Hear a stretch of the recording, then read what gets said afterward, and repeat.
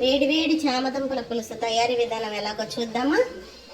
చామదుంపల పులుసుకి కావాల్సిన పదార్థాలు: చామదుంపలు, ఉల్లిపాయలు, పచ్చిమిరపకాయలు, టమాటాలు, నానబెట్టిన చింతపండు, తాలింపుకి ఆవాలు, సాయమినపప్పు, జీలకర్ర, మెంతులు, కరివేపాకు, ఉప్పు, కారం, పసుపు. కుక్కర్లో చామదుంపలు వేసుకొని చామదుంపలకి సరిపడా నీళ్ళు పోసుకోవాలి. పోసుకొని కుక్కర్ మూత పెట్టుకొని ఉడికించుకోవాలి. ఇంత తీసుకున్నాను నేను, ఇది సరిపోద్ది. ఒకసారి కడిగేసుకొని నీళ్ళు పోసుకొని నానబెట్టుకోవాలి. కొంతసేపు నానితే మెత్తగా ఉంటుంది, పులుసు పిండడానికి చక్కగా వస్తుంది. 6 పచ్చిమిరపకాయలు తీసుకున్నాను నేను. పచ్చిమిరపకాయలు ఎక్కువ, కారాన్ని బట్టి ఎక్కువ వేసుకోవచ్చు, కారం తగ్గించుకోవచ్చు. నేను 3 ఉల్లిపాయలు 6 పచ్చిమిరపకాయలు తీసుకున్నాను. ఇదిగో సగానికి కట్ చేసుకున్నాక చక్కగా సన్నగా ఇలా ముందు అడ్డంగా పెట్టి ఇలా కట్ చేసుకోవాలి. తర్వాత దాన్ని మళ్ళీ సన్నగా ఇలా కట్ చేసుకుంటే చక్కగా సన్నగా వస్తాయి. హోటల్లో కట్ చేస్తారు కదా అలాగా. ఈ పులుసులకి వీటికి సన్నగా ఉల్లిపాయలు సన్నగా కట్ చేసుకుంటే కూర చక్కగా పులుసు బాగుంటుంది. పచ్చిమిరపకాయలు కొంతమంది పొడుగ్గా ఇలా కోసుకొని వేసుకుంటారు, పులుసులో నంచుకోవడానికి బాగుంటాయి. 2 విజిల్స్కి చక్కగా ఉడికిపోతాయి. ఎక్కువ విజిల్స్ రానివ్వకూడదు, మెత్తగా అయిపోతాయి చామదుంపలు. 2-3 విజిల్, చిన్న కుక్కర్ అయితే 3-4 విజిల్స్ రావచ్చు, కానీ మామూలు కుక్కర్లో అయితే 2 విజిల్స్కి చక్కగా వచ్చేస్తాయి. ఇలాగా చామదుంపలు మరీ పెద్దగా ఉంటే ఇలాగా 2 ముక్కలు చేసుకుంటే పులుసు బాగా వెళ్ళి బాగుంటుంది. స్టవ్ వెలిగించుకొని ఇగో నేనైతే ఇంత వేసుకున్నాను. ముందుగా మెంతులు,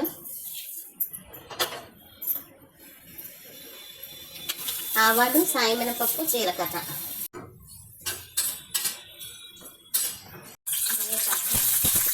కొంచెం ఎర్రగా వేగనివ్వాలండి, మాడనివ్వకుండా. ఇదిగో ఎర్రగా వేగింది కదా, ఇప్పుడు ఉల్లిపాయ,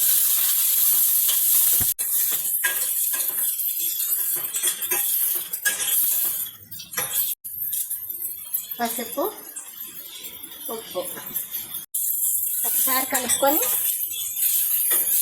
ఇంట్లో పెట్టుకొని మూత పెట్టుకోవాలి. ఉల్లిపాయ మగ్గాలి కదా, మగ్గి చక్కగా ఎర్రది మగ్గిన తర్వాత వేగితే బాగుంటుంది. ఉల్లిపాయ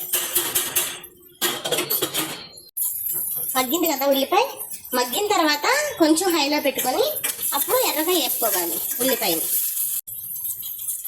వేగింది కదా, ఉల్లిపాయ కలరు గోల్డెన్ బ్రౌన్ వచ్చింది కదా, ఇప్పుడు టమాటాలు వేసుకొని చక్కగా కలుపుకొని సిమ్లో పెట్టుకొని మూత పెట్టేసుకోవాలి. టమాటా కూడా మెత్తగా మగ్గిపోవాలన్నమాట. మగ్గిపోయింది టమాటా.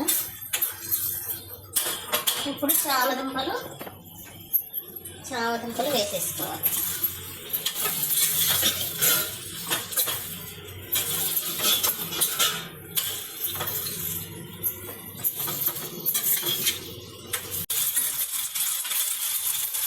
చామదుంపలతో పాటుగా కారం కూడా వేసుకోవాలి.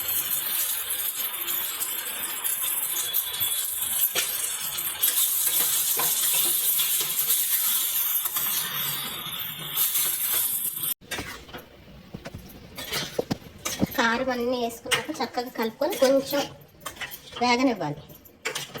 సిమ్లోనే వేగనివ్వాలి, హైలో పెట్టకూడదు. ఇప్పుడు ఇది కొంచెం వేగింది కదా, కారం పచ్చివాసన అంతా పోయేదాకా వేగింది కదా, కొంచెం వేగిన తర్వాత అప్పుడు మనం పులుసు పోసుకోవాలన్నమాట.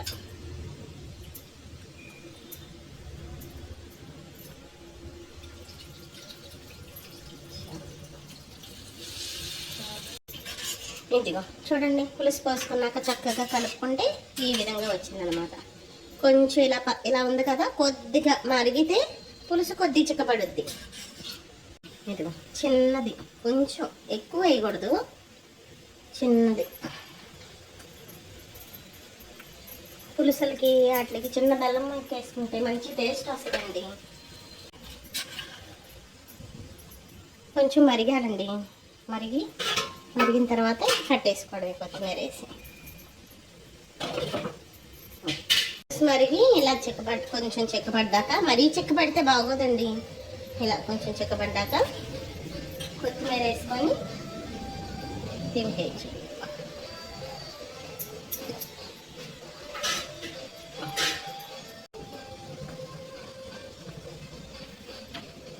కట్టేసుకున్నానండి ఇప్పుడు.